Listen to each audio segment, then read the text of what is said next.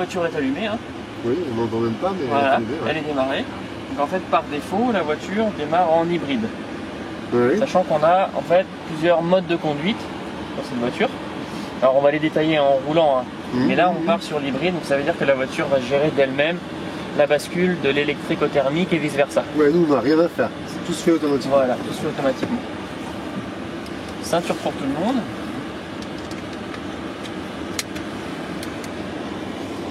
Donc vous connaissez un peu la boîte auto? Oui, ouais, on a ça. Parfait. Donc il y a juste à appuyer sur le bouton sur le côté et tirer vers vous. Et on est bon, on peut y aller.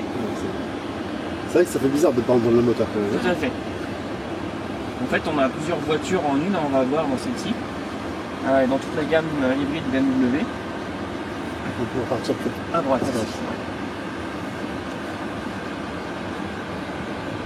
Donc en fait, ce qu'il faut savoir, c'est que dans la gamme hybride BMW et Mini, on a plusieurs architectures différentes. Alors, à gauche ici. Par architecture, j'entends conception du véhicule au niveau de l'hybridation. Et ça, je vais le détailler un peu plus tard. On va à gauche ici. Donc, est-ce que vous savez ce que veut dire PHEV?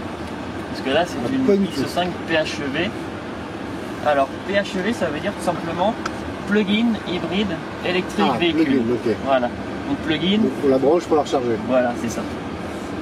En face, ici, on voit. Ah oui, il y a la fichette auto. Ce qu'il faut savoir, c'est que depuis déjà plusieurs années, BMW fabrique des voitures HEV, donc hybride, électrique, véhicule. Voilà, ici là. Ouais. Mais pas plug-in. Alors voilà, pas plug-in. En fait, tout simplement, dans la technologie HEV, donc hybride, électrique, véhicule, on a un moteur électrique qui vient en appoint du thermique. Mais par contre, la voiture ne pouvait pas être propulsée uniquement sur l'électrique. C'est là la principale différence, c'est qu'ici on a plus de capacité électrique et le moteur électrique plus puissant. D'accord. Toujours tout droit. Et par le fait qu'on la recharge quoi. Par le fait qu'on la recharge. Là on est sur le 45E. Ouais, il y a plusieurs motorisations en hybride. Alors en hybride, non. C'est le dernier, là, 45E. Donc ça développe 286 chevaux en thermique. Oui. Et le reste en électrique pour arriver à 394. D'accord. Ça fait une belle machine. Oui. Ouais, surtout que là on est repassé sur le 6 cylindres 3 litres en ligne. Ah, ouais. Donc on a beaucoup de couples et on retrouve tout l'agrément du 6 cylindres typique BMW. Ça c'est vachement intéressant parce qu'on a moins besoin de tirer dans le thermique pour que ça avance entre guillemets. On a plus de couples. Quand vous êtes repassé, c'est par rapport à quoi alors? Par rapport au 40E. Ah d'accord. Et c'est toujours couplé avec un moteur essence? Oui, tout à fait. Alors après, dans l'hybridation, il y a plein de solutions, plein de possibilités. On pourrait en parler pendant des heures. Mais justement, ça va m'amener à... On n'a pas tout ça. On n'a pas tout ça. On a environ 25 minutes devant nous. Ça va m'amener justement à l'architecture. Est-ce que vous savez, est-ce que vous avez connaissance un petit peu de comment est constituée la voiture au niveau moteur électrique, moteur thermique, comment ça se passe? Non, non, pas du tout, vraiment pas du tout. Non. Alors en fait, tout simplement, on a toujours le moteur thermique à l'avant, donc le 6 cylindres 3 litres, alors, tout droit ici. Et on a un moteur électrique. Est-ce que vous savez où il est le moteur électrique? Dans le coffre, non? Alors non, pas du tout. Ah non, voyez, pas du tout. Alors non, vu que le thermique était à l'avant, je me suis dit, l'électrique il est à l'arrière. Ça pourrait être une suite logique. Voilà. C'est le cas sur certains modèles hybrides rechargeables de la gamme BMW. Mais là, en l'occurrence, le moteur électrique est dans la boîte de vitesse. Ah bon? Il est intégré dans la boîte de vitesse. D'accord, d'accord. Et les batteries occupent une partie du réservoir qui a été un peu amputé. Le réservoir fait aujourd'hui 69 litres. D'accord. Du coup, ça n'ampute pas le coffre en revanche. Ça n'ampute pas le coffre, voilà. C'est ça l'avantage. D'accord. Parce que c'est vrai que le coffre du X5, c'est fou. Ah, c'est royal. Tout à fait. Tout à fait. Ah oui, tout à fait. Surtout les sièges rabattus, là c'est... Ah bon, là. On l'a même jamais fait, nous, mais... Ouais. Mais non, nous, on le fait pour transporter les véhicules d'une concession à l'autre. Et c'est vrai que c'est assez confortable quand même, il y a de la place. Toujours tout droit. Toujours tout droit, ouais. Donc là, on est sur du 4 roues motrices permanente. Hein. D'accord. C'est le X-Drive ou c'est... C'est le X-Drive. Ouais, c'est le X-Drive. Donc comme je vous disais, moteur thermique à l'avant, boîte de vitesse avec moteur électrique intégré, et en sortie de boîte, on a un générateur. Ce qui fait qu'en fonction de certains modes de conduite qu'on va pouvoir utiliser, on va pouvoir venir se servir de l'inertie mécanique de la boîte pour régénérer la batterie, recharger la batterie. Donc par rapport à ces modes de conduite que je vous disais, en fait on a par défaut le mode hybride quand on démarre. Donc là depuis tout à l'heure, on est sur l'électrique et de temps en temps, si on accélère un peu plus fort, le thermique se met en route. Là il est passé une fois au thermique? Là il passe au thermique. En fait ça va être en fonction de la sollicitation de la pédale d'accélérateur dans le mode hybride. D'accord. Et de la vitesse aussi quand même? Alors pas de la vitesse, parce qu'entre guillemets, quand on est à 80 km/h ou à 130 stabilisé, évidemment on a plus besoin de l'énergie à 130, oui, mais on est en stabilisé. Donc ça peut être sur l'électrique? Il peut être en électrique à 130 km/h. D'accord. Par contre ça va vraiment dépendre de votre besoin d'énergie en fonction de la vitesse d'enfoncement de l'accélérateur. Et là c'est vrai qu'on a relativement de puissance en électrique, mais il y a un moment donné, la voiture fait 2 tonnes 4, donc il faut quand même plus d'énergie. Donc à un moment donné, ça suffit plus, il faut redémarrer le thermique en plus. Voilà, on ira tout droit aussi. Donc ça c'est le mode hybride. Ensuite on a le mode électrique, donc là on est en full électrique jusqu'à 140 km/h, pas au-delà. Et après le mode sport. Là-bas? Ouais, toujours tout droit ici. Donc le mode sport, là on se fait un peu plaisir, on a le cumul de l'électrique et du thermique. Donc les deux sont en route simultanément? Les deux sont en route simultanément, tout à fait. Donc la suspension est raffermie, c'est une suspension pneumatique. D'accord. La direction est raffermie également, la sensibilité à l'accélérateur un peu accrue. Et on va avoir des passages de vitesse plus rapides. D'accord.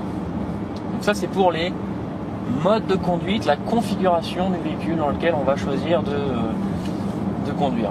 Maintenant, on est dans un véhicule hybride. Quand on achète un véhicule hybride, qu'est-ce qu'on veut? Dans quel objectif on achète ça? Moins Parce qu'au final, nous, il y a un objectif fiscal pour la société. Ouais, donc complètement. Il y a pas mal de choses mélangées. Ça va dépendre. Les objectifs en fonction d'achat, en fonction des personnes, vont être un peu différents. En l'occurrence, quand on achète un véhicule hybride, l'objectif, qu'il soit premier ou second, c'est quand même de consommer moins et de réduire notre consommation de CO2 et notre consommation globale. Oui, bien sûr. Et donc pour ça, on a installé une batterie avec un moteur électrique dans la voiture. Ce qui veut dire que là, on est sur de l'hybride rechargeable, donc on peut recharger notre batterie à la maison ou sur une borne. Ça nous donne un capital d'électricité, de parcours sur l'électricité d'environ 80 km, alors plus ou moins en fonction des températures, etc., des conditions. On va être en réel entre 65 et 70. Par rapport à la version précédente, ça a augmenté cette capacité? Ça a augmenté un peu, ouais. Et donc on a ce capital-là d'électricité, à savoir que maintenant ce capital-là, on peut l'augmenter. Alors comment on fait pour l'augmenter? Et bien tout simplement, on va pouvoir, dans notre façon de conduire, régénérer les batteries. Ce qu'on évoquait tout à l'heure. Voilà, c'est ça. Donc on va régénérer, recharger la batterie en lâchant l'accélérateur, ça va faire dynamo. Donc l'énergie cinétique qu'on accumule quand on roule va se transformer en énergie électrique. Et on va également pouvoir recharger en freinant. L'énergie cinétique est transformée en énergie thermique via frottement des plaquettes sur les disques. Et donc cette énergie-là va être transformée de nouveau en énergie électrique. Et il y a un troisième moyen de régénérer sa batterie, ça va être via le moteur. C'est ce qu'on appelle le mode... un peu. Allez-y.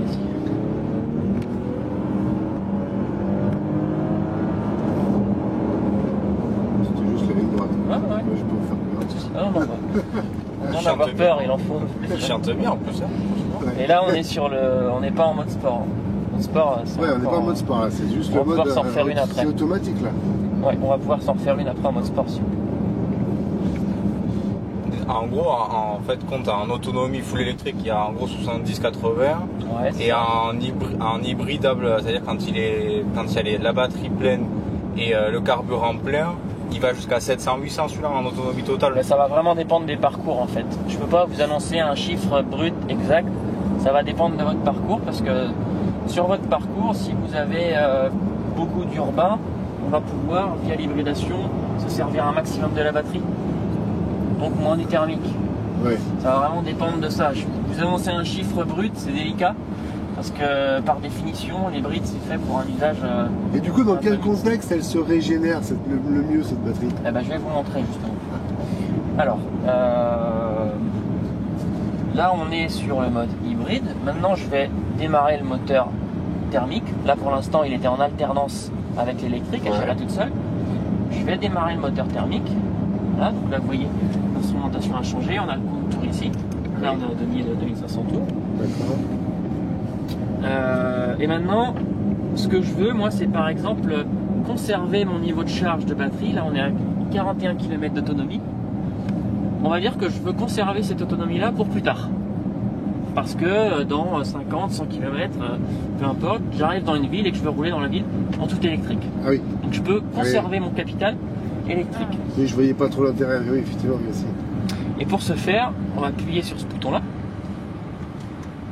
C'est le mode save ou batterie control. Ouais, Où on peut, alors arrêtez-vous, restez arrêté ici.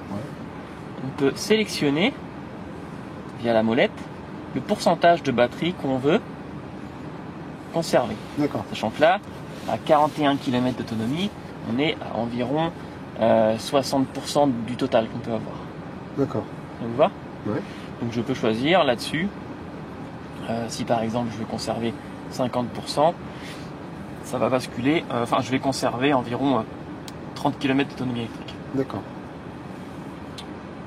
Voilà, donc c'est pour vous donner un petit peu un exemple. Donc là on est parti à 41 km d'autonomie en électrique à partir du moment où on a enclenché le mode save. On va rester dans ce mode là jusqu'à ce qu'on rentre à la concession. Oui. Et on va voir combien on arrive à récupérer au niveau de l'autonomie électrique.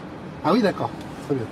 Et donc c'est un jeu intéressant parce qu'au final, au fur et à mesure qu'on roule, on a pour objectif de recumuler un maximum pour, comme je vous disais, augmenter ce capital de base. On y va? On y va.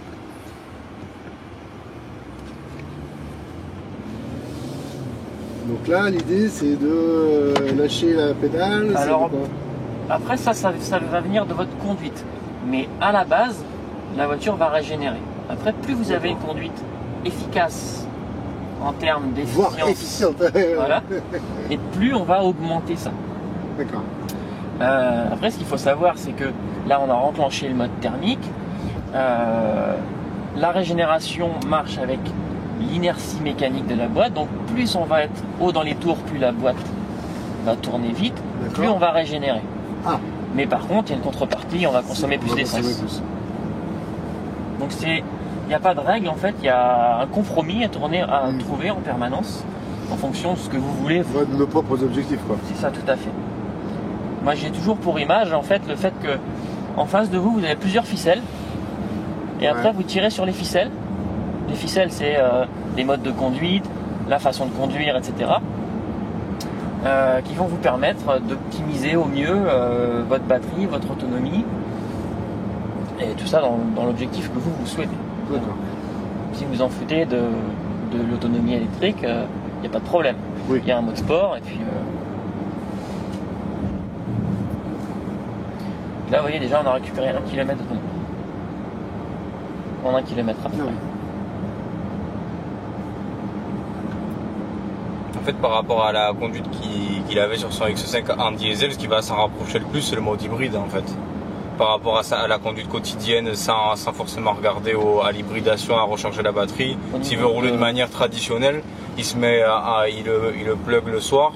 Le matin, il est chargé, il peut.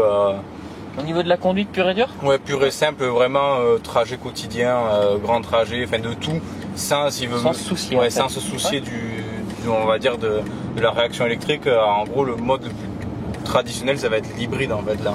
Le mode dans lequel on n'a rien à faire, ça va être le mode hybride. Tout à fait.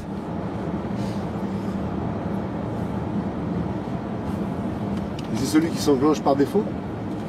Oui, c'est ça. Quand vous démarrez en hybride. D'accord. Et après, vous forcez soit l'électrique, ou alors vous forcez le thermique, etc. Non, mais oui, comme il dit, oui, effectivement, ça paraît assez logique que ce soit ça. Pour consommer une partie d'électrique, pour que l'électrique se mette en route dès qu'on en a besoin. Et pareil pour le thermique, quoi. Bah, tout à fait, ouais. Ils ont les modes adaptatifs comme. Oui, adaptif, ouais. Ouais, tout à fait. Ça c'est bien. Alors, dans le mode adaptif, par exemple, si on a. Alors là, on ira à gauche, s'il vous plaît. Dans le mode adaptif, si par exemple on enclenche le GPS, enfin on programme une destination GPS et qu'on enclenche le régulateur de vitesse, la voiture va avoir une gestion intelligente de son parcours par rapport notamment au mode hybride. Alors je m'explique. Ouais, parce que là. Oui, tout à fait, c'est pour ça. Moi je suis pas intelligent à la voiture peut-être, mais pas moi. Non, c'est pas une question d'intelligence, c'est une question d'avoir des notions, un tout droit. Tout simplement, si vous décidez d'aller Perpignan par exemple, Ouais. vous restez en mode hybride et la voiture va gérer d'elle-même en fonction du parcours GPS comment il va falloir qu'elle passe de l'électrique au thermique et inversement. D'accord, mais je vois pas quels paramètres peuvent influer, mais. Eh ben, tout simplement, si on a beaucoup d'autoroutes, elle va savoir que l'électrique, ça va pas être le plus adapté, donc elle va rester en thermique. Ouais. Et si on arrive à Perpignan, enfin, elle sait que la destination c'est Perpignan, donc elle va garder son autonomie électrique pour la ville. Perpignan, d'accord. Est-ce que ça braque? Ah, Ça braque. pas Ça mal, a l'air, Droit. Du coup, tout droit là. Oui. Oh, c'était un stop. Visier. Oui, il y a des villes qui interdisent de plus en plus comment ça s'appelle, Les vignettes le critères. thermique. Ouais. Avec les vignettes critères, exactement. Tout à fait. Donc là, par exemple, la maison de Perpignan, ce soit une de ces villes-là, elle va dire je garde l'électrique pour ça, ou c'est juste, elle considère que comme c'est une ville, il faut garder de l'électrique. Ça va être ça, ouais. Ouais, c'est juste la ville. Je suis pas sûr qu'elle ait pris en considération les réglementations en fonction des villes. Vous me dites qu'elle est intelligente. Et il faudrait que je pousse, faudrait que je demande, mais j'ai un doute, je suis pas sûr. Parce que les villes, à un moment donné, ils avaient fait un système avec des plaques paires et impaires. Ouais. Alors ça c'est une autre histoire encore. Ouais, c'est encore autre chose. Mais là, parce que tu sais, du coup, il est hybride, mais il va avoir une vignette critère, alors je sais pas, ça doit être 1 ou 1, voilà. Et en fait, c'est par rapport aux émissions de CO2 au kilomètre moyen ça. en général. C'est ça. Donc je pense qu'en critère 1, normalement, on peut aller partout. Hein. Ah En oui, tout à théorie, fait, hein. ouais, c'est ça. Oui, c'est des véhicules hybrides, full électrique, etc. Bah, c'est des véhicules qui peuvent fonctionner en tout électrique en ville. Donc à partir de ce moment-là, zéro émission en ville. Donc on peut pas mettre une vignette critère 3. Quoi. Et là, il y a un mode full électrique. Oui. Et du coup, si on appuie fort, à un moment, le thermique va quand même se mettre ou... Eh ben, on va faire le test. D'accord. Appuyer sur. Alors on va basculer du coup Ouais. en drive. Ouais.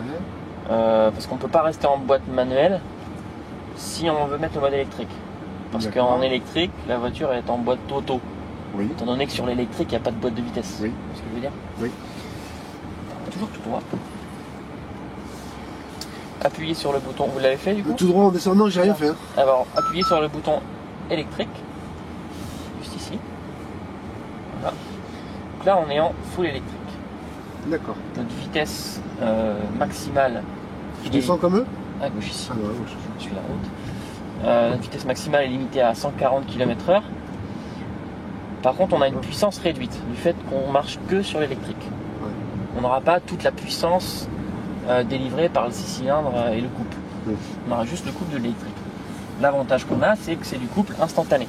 Oui, je le sens. Ouais. Dès le premier tour minute du moteur électrique, on a l'intégralité de la puissance. Et le gros avantage, c'est la pollution sonore, quoi. Tout à fait.